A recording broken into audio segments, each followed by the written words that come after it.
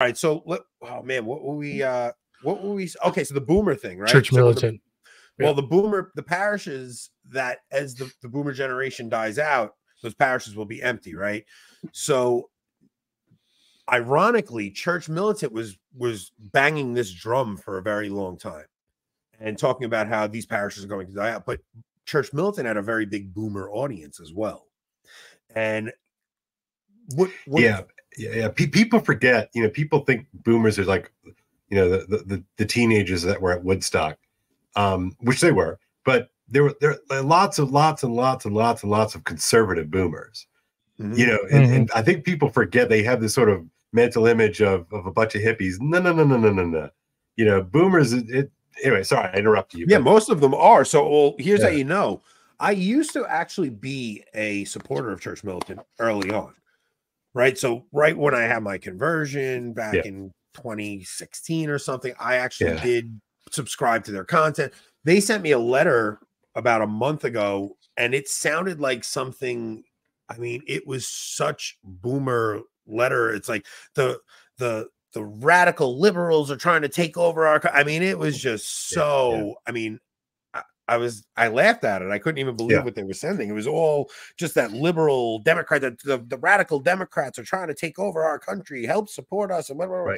Right. So Democrats or like it was that cliche, man. It was that cliche, So somewhere along the lines, church militant decided because if you remember right when McCarrick happens, Voris had Taylor Marshall on, he has Patrick Coffin on, he had Tim Gordon on, he has all of these Catholics coming on, and everybody coming on and say, Michael, I think we have to admit you were right, because he was going after the bishops and all this stuff for such a long time, and finally there was like a vindication. I think that was the zenith of church militant. They must have been in their heyday at like a point where they never thought they build a new studio, they have all this money coming in, everything's going crazy. And somewhere along the lines, Michael decides he doesn't want to play nice with anyone anymore. And he starts trashing Taylor Marshall. He starts trashing The Remnant. He starts trashing LifeSite News. Anybody, and I don't know everybody. And I remember he got into, what was the Parrot, RTF?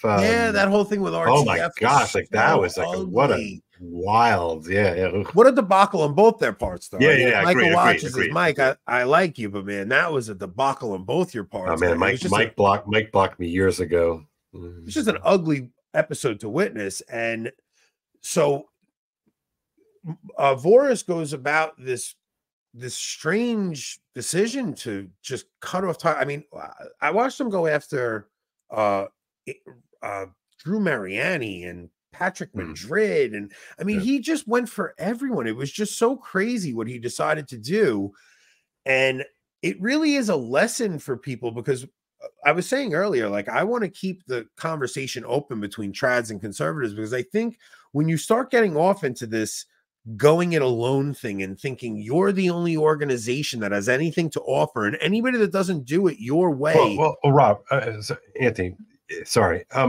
I think you have to recognize there are real incentives built into building and maintaining an audience, right? And it's the same reason why. And so Voris decided that almost, what was the name of that show back in the day? There can be only one. Oh, Highlander. Highlander, right? Me too.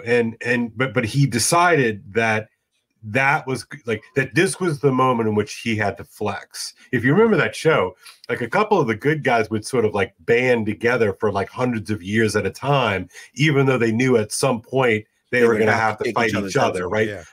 But I think Voris decided. I think you're right. I think the money was flowing hard. I don't know. I'm just speculating, just watching, observing like the rest of us. That this was the moment where there could be only one. And I think there's a parable. I tweeted it up before the show. I think there's a parable in this whole situation, and in part it's because I think he succumbed to the pressures of audience capture, Yeah, audience capture. Yeah. Yeah, but at the same time, I think he alienated so much of his audience because even this conversation, I want to be careful because I really think the Catholic infighting is so painful for Catholics to witness.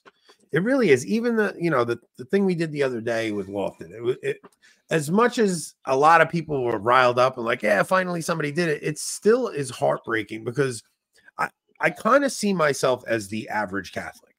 I really do. I think I'm pretty typical of a Catholic, and where I definitely lean traditional, right? I have a hard time labeling myself like a rad trad or anything, but I definitely lean traditional. I love the traditional liturgy. I want to bring back some of these traditional customs that we had, the traditional devotions, but I still do have an affection for the Catholics I was taught the faith by, all the guys that I listened to, and I want to make sure that we're still talking to those guys. And when I start seeing an individual or an outfit starting to go after people, and I don't think Anthony's a typical Thank you, John. So, but when I see people going and starting to attack outfit after outfit because I don't want to. All right, so Voris, he put out a video today that was, I mean, my heart hurt for the guy because clearly he's struggling and he's suffering. But then you really reflect on some of the things that he did to people, and he was ruthless and he showed no quarter to anyone. And he's a very hard guy to be sympathetic to. Yeah. Yeah, I think you're right. I mean, look, when he was going after the bishops, I was right there with him. Like, yes, please, somebody needs to like point this out. It needs to stop. So I was very glad, that somebody like Voris was just like a dog with a bone. Like he was just not letting it go, and he was calling them out. And I think that was good and necessary work. I think what I struggle with, with all of these sort of things is that, the world is really complex, and and I think that the infighting amongst all these sort of various strains of, we would just sort of roughly call like from central to rightish Catholics, right? Is that there's a concern that conceding anything is aiding and abetting the enemy, right? I mean, I think that the dynamic, what is it? Is it no enemies to the left or no enemies to the right? I think that dynamic is real, and I think it's gotten those flames have been fanned. The heat's been turned up because of the sort of the strange, I mean, really strange papacy that we're living through. I think that these are sort of pumping up the tensions on these sorts of things, because we're all struggling to figure out like what the heck's going on.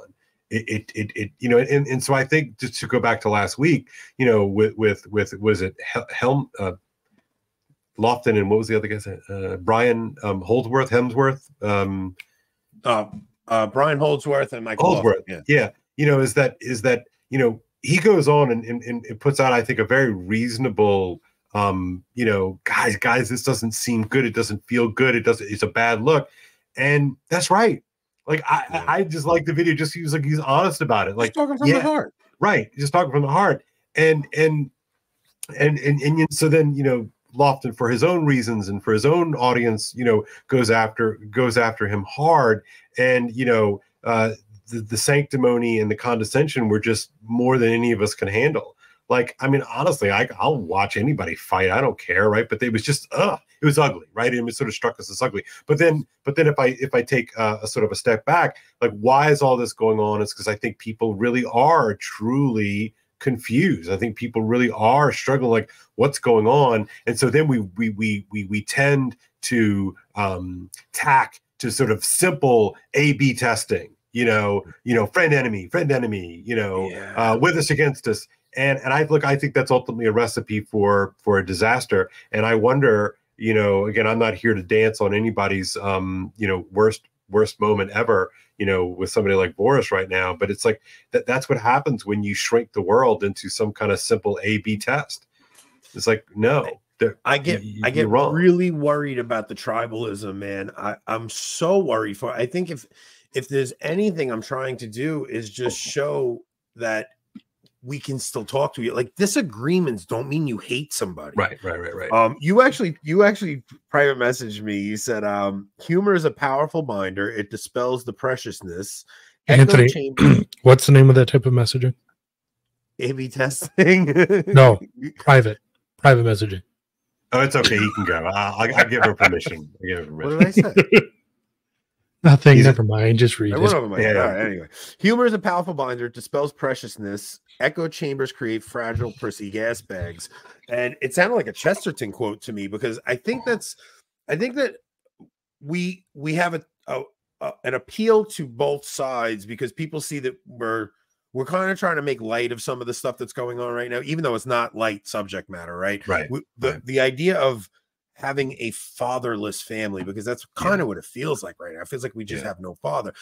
Like today, Francis writes a letter to 5 Catholic lay women in Germany, talking about his reservations about the German synodal way. And it's like, if only there was a figure in the church who might put an end to it, who might mediate such things, you know. Like if only we had a person who had the authority to put an end to it.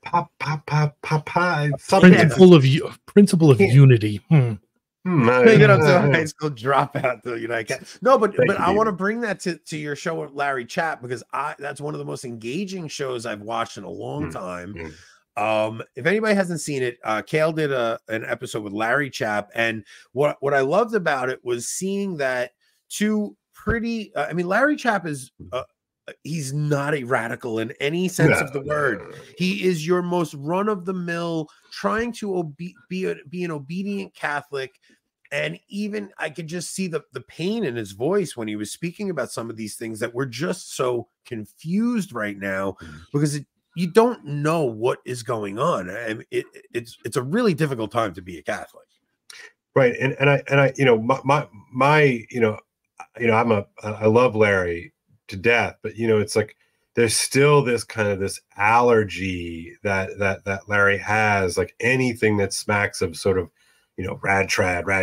Yeah. You know, it's like, it reminds me of, you know, like far right, you know, in the news. It's like nobody can ever be like on the right. It's like you have to be on the far right, you know, and it's like nobody can just be a trad. You have to be like a rad trad, like whatever. Okay, like but I think that you're right. I mean, I think what you see with somebody like Larry is that he's just like, he's done pretending that the Hagen Leo hasn't occurred. You know, it's so clearly and manifestly true. So therefore, we are all scrambling around, right?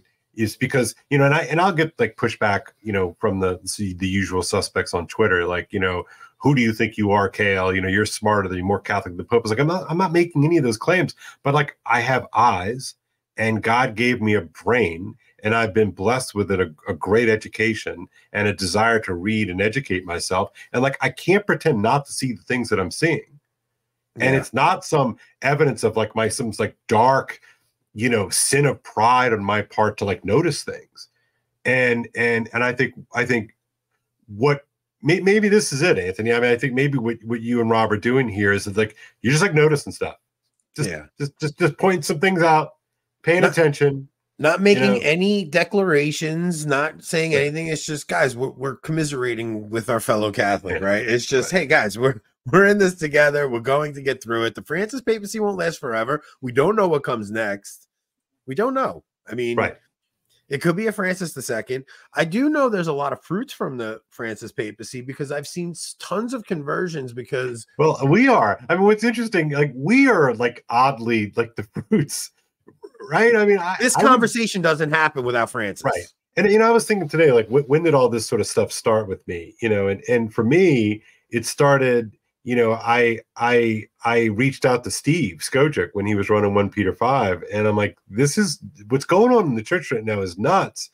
And so, you know, I went up writing a piece for him. Gosh, I don't even remember what the year was, but it's maybe 17, something like 18, something like that.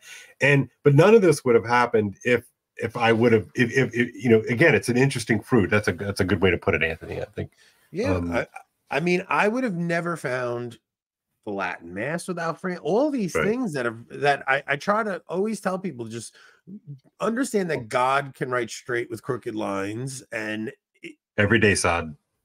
And God is doing something with this right now, right? So I try to always look from Larry Chapp's point of view. I would imagine I don't like Pope bashing, but I don't like Pope splaining either. Yeah. I don't like either one. I think they're both bad. You know, like I don't think either one is good. You can't. To me, to okay, but what I can't handle is I can't handle lying, right? Yes. And so I you know, I'm sure people can accuse me of bashing the Pope, and that's fine. I'll have to deal with that. But it's like I can't stand pretending, and I can't stand lying, and I can't stand double speak. You know, it's like no. This is, you know, if we, you know, we believe that Jesus is the way, the truth, and the light, like we can't mess around with that sort of stuff. And so I'm tired of saying, well, he said this, but you know, in a certain way, if you look at it with this light or this, it's like, just stop it right now. You're selling me something, you know, in a way that's dishonest, because you're not taking him at his word. I mean, if the guy meant the plain meaning, you know, you're just not, If the guy meant it to be taken as this orthodox interpretation, he'd have just put out an orthodox statement. He's clearly trying to muddy the waters because he wants it to be something different than just that 2 sentences that you pulled out and skipped over all the difficult parts and just pulled the 2 sentences that are very clear and make sense. You're not being honest at that point. At that point, you're just making up your own thing to keep it in the lines. The Vatican has their own press arm. They could respond to all these claims and accusations with, and yet they never do. So, yeah, I mean, like, Rob, I mean, all the Pope has to do is just like roll up to a podium, and guess who's going to listen? Everybody. You know, it's like this. Like, you know, I might be able to scrape together like 13 people on a day when nothing else is on TV, but the Pope, if he like goes up to a lectern, guess who's going to pay attention? Everybody's going to pay attention to. So we're left with that same question. It's like, why not? Like, is clarity bad? Like, can I get a little clarity? You know, like certainly, like when my own children are confused about something that I'm saying or doing, like they can ask, and they do. And so I was like, all right, kids, like let's sit down and like let's have this conversation. But and so that's where I get hung up on it, you know. And then you have the whole coterie of people who surround it and lie on his behalf. It's too much. Yeah, so and a lot of the church militant stuff revolved around the Pope stuff too, because what do you make of that though? What do you make of that? You guys, you know, at a certain pivotal point, and I think I know the point, but I was just curious your take. Like, church militant decided to like not consider themselves trad. That's what I'm so glad you said that. Yeah, I totally this is like this point, right? Yeah, I remember the day. Okay, so church militant went through this thing where they started cutting people out, and they caught so much. I think they caught so much grief from the Taylor Marshall fans and people like that, and the SSPX thing that they went after. Like that was the day. That was the day. They put their foot in the sand. Yeah, didn't Taylor like tweet something out like, guys, I went during the pandemic. I went to SSPX. Like, I'm done. That's it. That was the turning point. Yeah. So it was Taylor went to the It was SSPX for Easter, right? Easter, he wanted to go to an Easter mass, and that was the only one he could. That's right. So that was the digging in point, and anybody that said anything nice or didn't criticize the SSPX, Michael went to war with. Yeah, so like war. It wasn't enough to just not say anything. That's right. You had to go to war against the SSPX, or Michael would go to war with you. Yeah. So now, once he does that, now he was always seen as a conservative Catholic, going and speaking on conservative matters and traditional matters. He talked about the traditional faith all the time. Then once he did that SSPX thing, he was caught in this position where he didn't know. It was like they lost their identity. Yeah, it was like they lost their identity. They didn't know who they were anymore. So now they're getting these wars from every single front, and they just decided, okay, you know what? We're just going to go full hermeneutic of continuity, Novus Ordo only, and anything that's even has a scent of traditionalism, we're going to fight. And it really is the beginning of their downfall. And to watch them spiral out of control over this last 2 years over some of the decisions they made, it's it's sad because Church Militant did a lot of good over the yeah. years.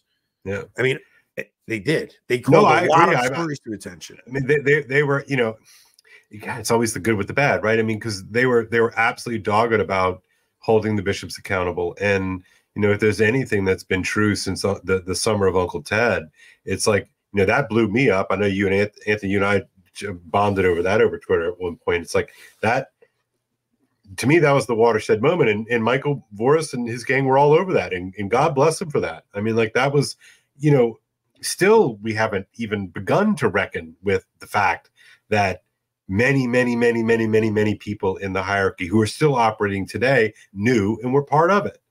I mean, like hello. It's not just that. You look at what happened to Strickland the things that get excused, McElroy gets made into a cardinal, Strickland gets let go.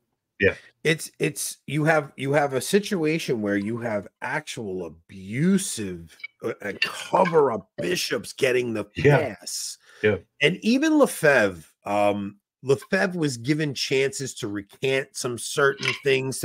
They went so, you know, they wanted to make sure Lefebvre didn't break off and become schismatic. So they opened all these talks up and had these conversations with him. They never gave Strickland a chance at anything. It was just, he made a comment. That's it. You're out.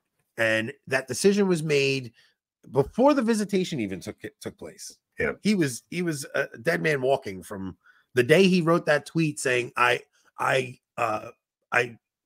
don't support Francis's program to undermine the faith. That's right. Yeah.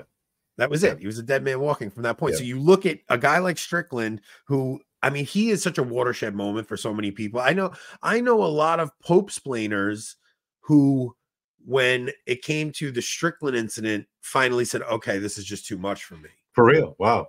Because I saw, you know, the group that seems to show up in my Twitter feed were doing their happy dances about the Strickland thing. But that was all preparation from Lofton, I think. I think Lofton really set. That's interesting. I think he really did prepare people to. I mean, it comes down to, we're at a point where for some people, the only sin is going against the Pope. It's the only sin for some people. Then for everybody else, we're looking at the big picture of it, and we're saying, like, things are just so upside down. We're living in an upside down world, and the things that the church should be talking about, it's not talking about. And not only is it not talking about them, it's flirting with bringing these things into the church.